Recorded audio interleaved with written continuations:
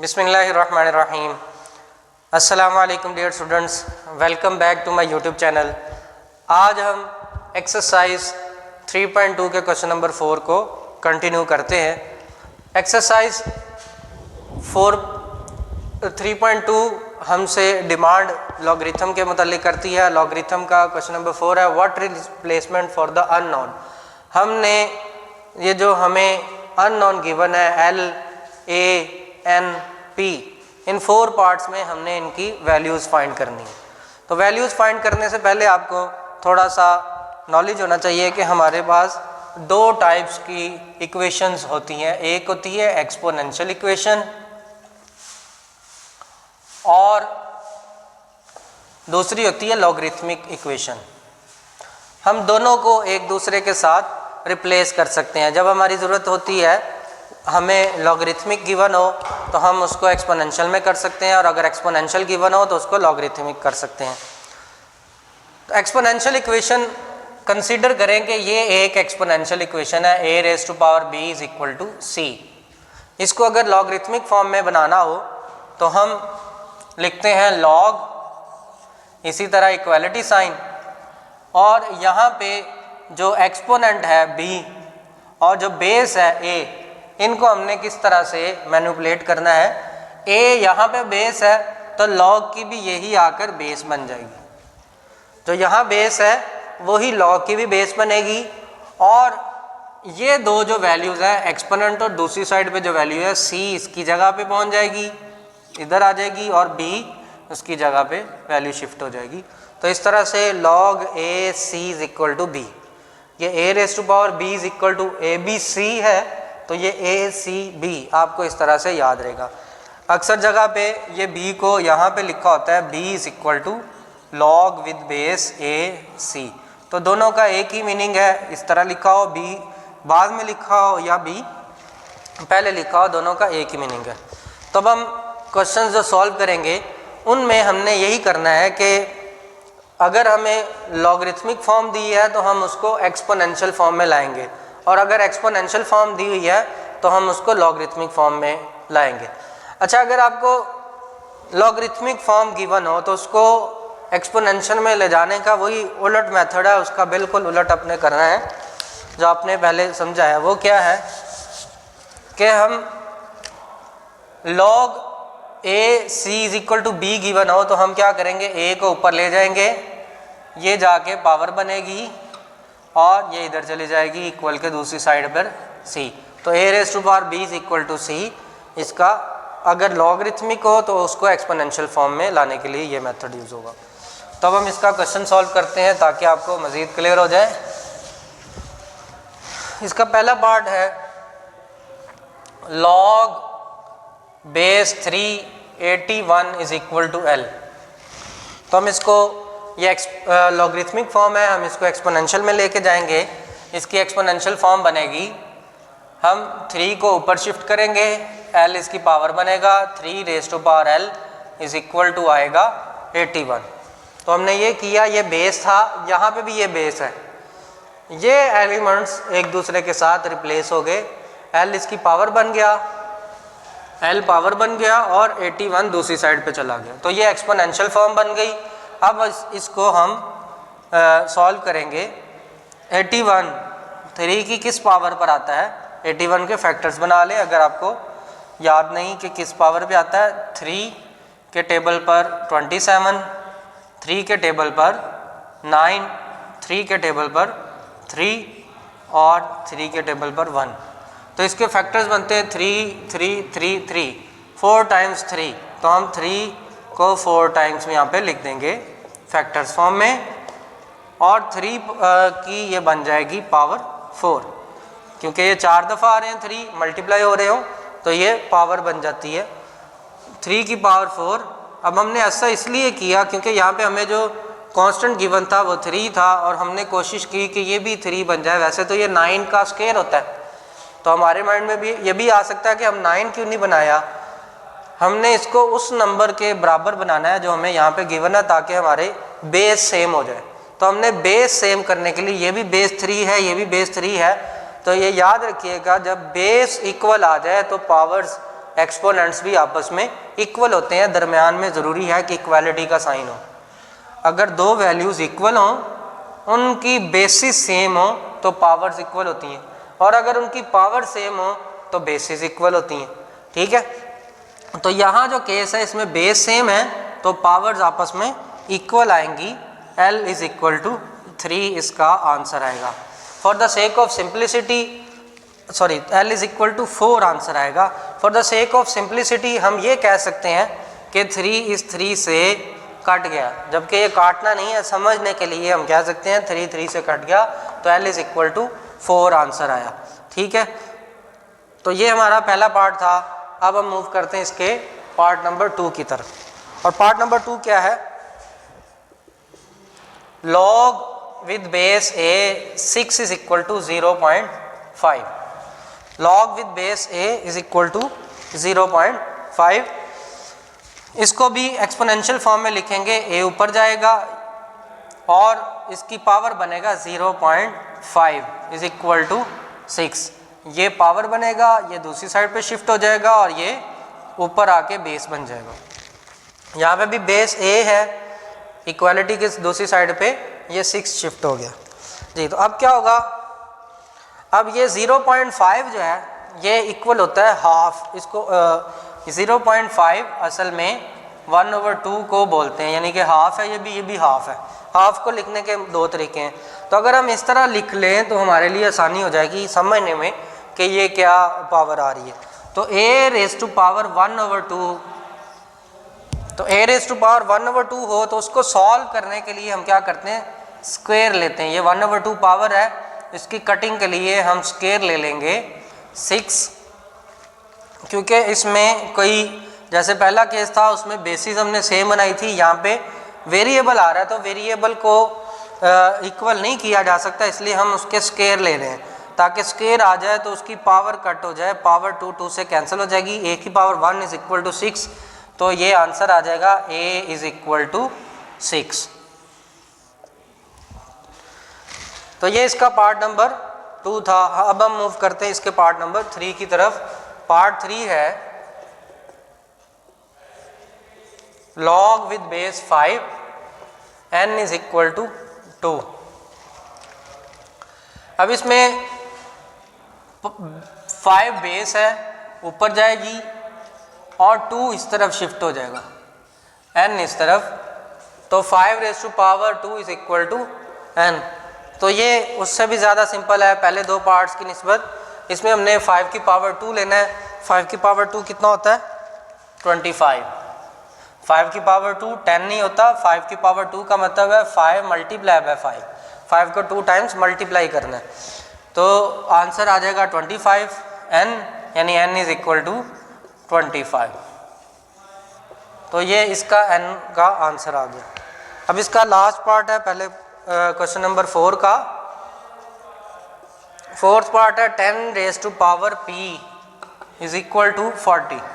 अब ये हमें स्टार्ट में एक्सपोनेंशियल फॉर्म में गिवन है, तो एक्सपोनेंशियल फॉर्म में गिवन है, इसको हम लॉगरिथमिक फॉर्म में कन्वर्ट करेंगे। मैंने आपको स्टार्ट में बताया था जो क्वेश्चंस हमें एक्सपोनेंशियल लॉगरिथमिक फॉर्म में गिवन होंगे उनको हमने एक्सपोनेंशियल में लाना है सॉल्व करने के लिए, और जो हमें एक्सपोनेंशियल में गिवन है उनको लॉगरिथमिक में बनाना है। अब ये हमें जो क्वेश्चन है ये गिवन है एक्सपोनेंशियल फॉर्म में, तो इसको हमने लॉगरिथमिक फॉर्म बनाएंगे तो इजीली सॉल्व हो जाएगा। उसके अलावा इसके अगर लॉग ले लें जो आपने 3.4 में पढ़ना है उस मेथड से भी हो जाता है। बहरहाल वो 3.4 में आने वाला कॉन्सेप्ट है। यहाँ हम इसका क्या करेंगे, इसको लॉगरिथमिक फॉर्म में बनाएंगे। तो 10 इसकी बेस है तो इसकी बेस भी 10 बन जाएगी, और p और 40 की शिफ्टिंग होती है, ये एक दूसरे के साथ रिप्लेसमेंट करते हैं। log 40 is equal to log with base 10 40 is equal to p, तो ये log 40 आंसर आ गया। अब हमने क्या, log 40 is equal to p आ गया। अब हम इसकी कैलकुलेशन करेंगे।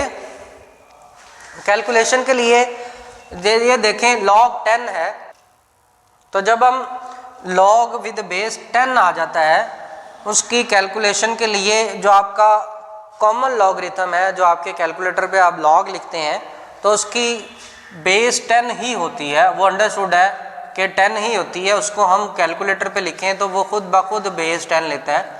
तो अगर हम log 40 का आंसर लें तो उसका आंसर बनता है 1.6021। तो इसका ये आंसर बनता है log 40 का। तो आपने सिंपली कैलकुलेटर पे log 40 लेना है, 10 बेस है, जिस तरह से हम नंबर सिस्टम में बात करते हैं 1 2 3 4 5 6 अप टू 10 या अप टू 9, और 0 से अगर स्टार्ट लें 0 1 2 3 अप टू 9 तो उनकी बेस जो है वो 10 होती है। इस तरह बाइनरी नंबर्स हैं उनकी बेस 2 होती है, और इसी तरह से हेक्साडेसिमल जो नंबर है उनकी बेस 16 होती है। तो ये जो नंबर सिस्टम है उनमें बेस 10, लॉगरिथम की भी एक बेस है जो कॉमन है 10 होती है, जो कॉमन लॉगरिथम है उसकी बेस 10 है। कैलकुलेटर पे आप log 40 लिखेंगे तो आंसर जो है वो आ जाएगा, log 40 का आंसर क्या होगा 1.6021। तो यही P का आंसर होगा 1.6021। आपने कैलकुलेटर पर सिर्फ सिंपली क्या करना है log 40 लिख देना है और आपका आंसर आ जाएगा। तो ये इसके 4 पार्ट से। अब हम मूव करते हैं इसके पार्ट नंबर क्वेश्चन नंबर 5 की तरफ। इसके मज़ीद 2 पार्ट्स हैं और उनको भी इसी मेथड से सॉल्व करना है। इसी तरह इसका क्वेश्चन नंबर 6, ये तीनों क्वेश्चंस हैं वो एक ही मेथड से सॉल्व होते हैं। क्वेश्चन नंबर 5 में भी आपने क्या करना है एवेलुएट लिखा हुआ है, इसमें हमें कोई वेरिएबल नहीं गिवन, इतना सा क्वेश्चन है 1 log विद बेस 2 128। तो हमने इसको सबसे पहले लेट करना है, लेट करेंगे log with base 2 1/128 is equal to x या a या b, जो भी आप वेरिएबल लेना चाहे।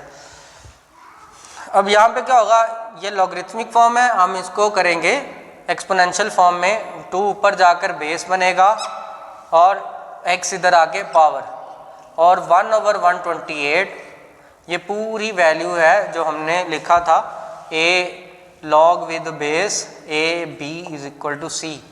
तो b की जगह पर ये पूरी की पूरी वैल्यू 1/128 है। इससे कंफ्यूज नहीं होना, 1/128 एक पूरी वैल्यू है जो दूसरी साइड पे जाके शिफ्ट हो जाएगी। इसमें ये नहीं होगा कि ये डिवाइड हो रहा तो उधर मल्टीप्लाई होगा, ये हमने लॉगरिथमिक से एक्सपोनेंशियल फॉर्म में इसको कन्वर्ट किया।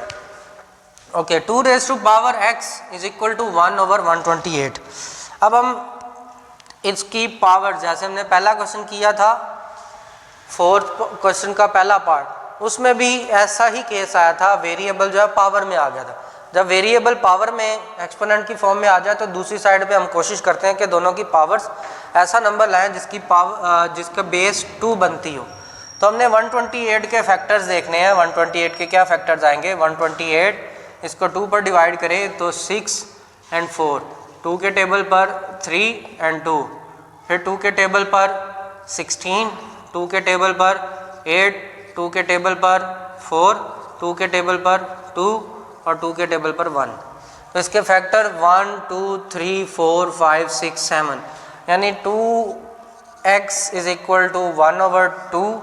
इसको 7 टाइम मल्टीप्लाई करके लिख लें, या क्योंकि ये 7 टाइम्स आ रहा है तो 2 की पावर 7 बन जाएगा। ठीक है, तो 2 की पावर 7 की फॉर्म में। अब इसको जब हम ऊपर लेकर आए, क्योंकि पावर नीचे है, नंबर नीचे आ रहा हो, तो उसको जब ऊपर लेकर आते हैं तो उसकी सिंपली क्या होती है, पावर माइनस हो जाती है, और इससे 1 ये जो है मल्टीप्लाई हो रहा है, 1 से मल्टीप्लाई करते हैं तो वही नंबर आता है। तो इस तरह से क्या होगा, 2 रेज़ टू पावर -7 बन जाएगा। अब देखें फिर बेसिस सेम है, तो बेसिस जो है वो आपस में इक्वल हो जाए तो पावर्स इक्वल हो जाती हैं, x इज इक्वल टू -7 इसका आंसर आ जाएगा। ठीक है, ये पावर्स आपस में इक्वल हो जाएं क्योंकि बेसिस इनकी इक्वल है। ठीक है, अब हम इसका पार्ट नंबर 2 करते हैं, क्वेश्चन नंबर 5 का। वो भी इसी तरह से इंतहाई सिंपल है। log 512, सेकेंड पार्ट है log 512 to the base 2 square root 2। इसकी जो बेस है वो यहाँ नहीं लिखी बल्कि इंग्लिश वर्डिंग में लिख दिया गया है कि इसकी बेस जो है वो 2 स्क्वायर रूट 2 है। तो अब इसको हम लेट करेंगे पहले नंबर पे, जैसे इस पार्ट में किया था। वेरिएबल कोई नहीं है तो यहाँ पे भी वेरिएबल नहीं है, हम पहले इसको लेट करेंगे log 512 इसकी बेस, क्योंकि ये उन्होंने बताया इंग्लिश वर्डिंग में कि ये इसकी बेस है, तो इस बेस को हम इसके नीचे लिखेंगे 2 square root 2 is equal to, हम लेट किया हमने कि ये x के इक्वल है, और फिर इसको एक्सपोनेंशियल फॉर्म में बनाएंगे 2 स्क्वायर रूट 2 इसकी पावर बनेगा x, ये शिफ्ट होगा ये उधर जाएगा 512, ठीक है। अब इसके बाद हम यहाँ पे भी वेरिएबल में पावर आ गई जैसे इस केस में था, तो हम कोशिश करेंगे ये भी, क्योंकि ये 2 है दोनों जगह पे 2 है, और ये भी इसको कोशिश करते हैं कि ये भी 2 का कोई ऐसा फैक्टर आ जाए जो 2 के टेबल पर आता हो। मज़ीद इसको हम 2 स्क्वायर रूट 2 को, तो हमने इसको भी मज़ीद सिंप्लीफाई करना है और इसको भी करना है। तो अगर मैं पहले इसके फैक्टर्स बना लेते हैं, 512 2 के टेबल पर 2 1 ज़ा 2, सॉरी 2 2 ज़ा 4, 1 कैरी 11 आया, 2 5 ज़ा 10, और फिर 12 2 56 आया, फिर 2 के टेबल पर 128 आया।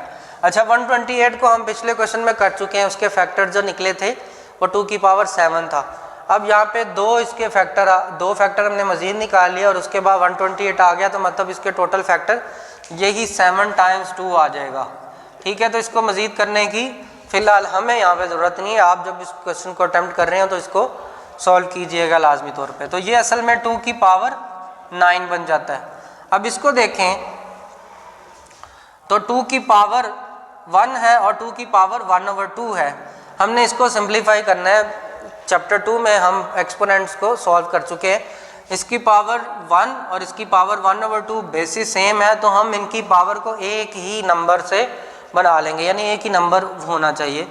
तो मैं इसको रफ वर्क में यहाँ पे सिंप्लीफाई करता हूँ। 2 की पावर 1 प्लस 1/2, जो दूसरा 2 है उसकी पावर 1/2 है, तो इनका एलसीएम लें, 2 की पावर 2 प्लस 1/2 आ जाएगा। तो अब हम क्या करेंगे, इसको सिंप्लीफाई करेंगे, 2 प्लस 1/2 ये बन जाएगा 3/2। तो हमारे पास जो 2 स्क्वायर रूट 2 है ये बन जाएगा 2 की पावर 3/2। तो हम यहाँ पे 3/2 2 की पावर 3/2 लिख देंगे और x, ठीक है। हमने इसको रफ में सिंप्लीफाई कर लिया अपनी आसानी के लिए, ताकि ये जो बेसिस हैं, ये बेस 2 और ये बेस 2 सेम हो जाए। जब बेसिस सेम हो जाती तो पावर्स आपस में इक्वल हो जाती। तो अब ऐसा ही होगा, यहाँ पे बेस इसकी 2 बन गई है, हम इनको पहले मल्टीप्लाई कर देंगे, 2 raise to power 3/2 into x is equal to 2 raise to power 9। अब क्या होगा, बेसिस सेम है, ये भी 2 है ये भी 2 है, तो 3/2 x आ जाएगी इक्वल 9 के, ठीक है। ये वैल्यू 3/2 x इक्वल टू 9। अब हमने अननोन x फाइंड करना था, तो x फाइंड करने के लिए ये वैल्यूज़ मल्टीप्लाई हो रही हैं, उधर जाके डिवाइड हो जाएंगी, यानी 3 मल्टीप्लाई हो रहा है और 2 डिवाइड हो रहा है, तो दूसरी साइड पे जाएगा 9 से मल्टीप्लाई हो जाएगा 2 और 3 जाके डिवाइड हो जाएगा, इनकी कटिंग होगी, 3 1 ज़ा 3, 3 3 ज़ा 9, तो 3 इंटू 2 और 3 इंटू 2 आंसर आ जाएगा 6। तो इस तरह से इस log 512 with base 2 square root 2 का आंसर जो है वो 6 आ जाएगा, यानी कि x का आंसर 6 आ गया। तो ये क्वेश्चंस था हमारा क्वेश्चन नंबर 4 और क्वेश्चन नंबर 5। नेक्स्ट वीडियो में इंशाल्लाह हम इसके लास्ट क्वेश्चन को, क्वेश्चन नंबर 6 को सॉल्व करेंगे। तब तक के लिए अल्लाह हाफिज़।